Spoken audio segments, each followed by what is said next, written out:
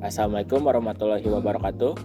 Perkenalkan, nama saya Nazar Rinaldi dengan NIM 418-23159. Saya di sini membuat video untuk pemenuhan tugas akhir semester dari dosen saya, yaitu Pak Yudi.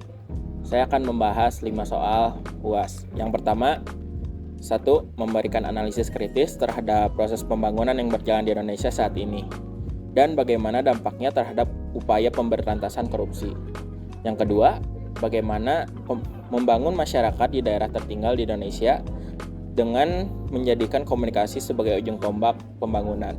Yang ketiga, kasus-kasus pelecehan perempuan begitu marak akhir-akhir ini, bagaimana upaya dan peran komunikasi dalam mengantisipasi maraknya kasus tersebut.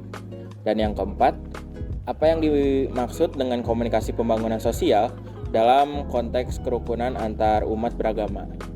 Dan jelaskan bagaimana komunikasi pembangunan sosial dapat berperan dalam membangun kerukunan antar umat beragama di Indonesia. Dan soal yang kelima, sebutkan dan jelaskan tantangan-tantangan yang dihadapi dalam pembangunan kerukunan antar umat beragama, serta analisis peran media massa dalam membentuk opini publik terkait kerukunan antar umat beragama dan berikan contoh kasus yang relevan. Setelah tadi saya membahas soal pertanyaan, sekarang saya akan memberikan jawabannya.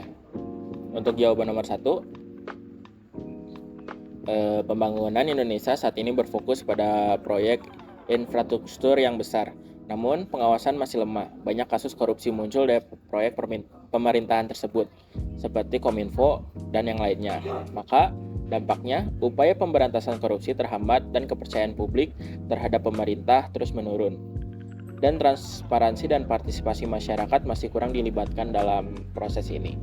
Untuk pertanyaan kedua, komunikasi untuk daerah yang tertinggal.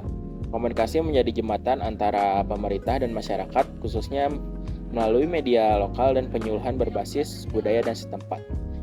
Dampaknya, masyarakat lebih paham program pembangunan, partisipasi, dan memiliki rasa kepemilikan terhadap perubahan di wilayahnya. Maka ini akan mendorong pembangunan yang lebih merata dan berkelanjutan. Untuk jawaban nomor yang ketiga, komunikasi dan pelecehan seksual untuk wanita.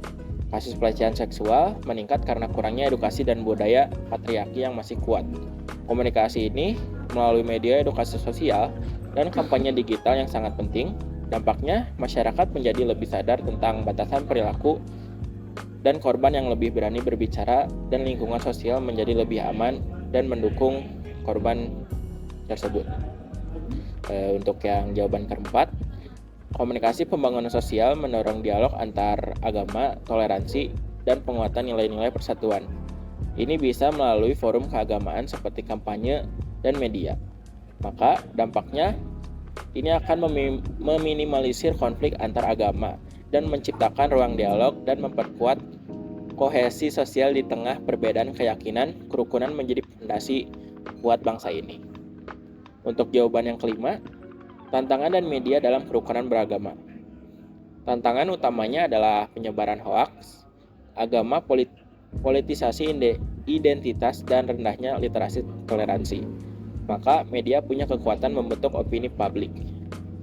Seperti contoh yang saya ambil dalam suatu media sosial, dalam konflik Tolikara tahun 2015, media seperti Kompas memilih narasi damai dan klarifikasi dibanding yang lainnya.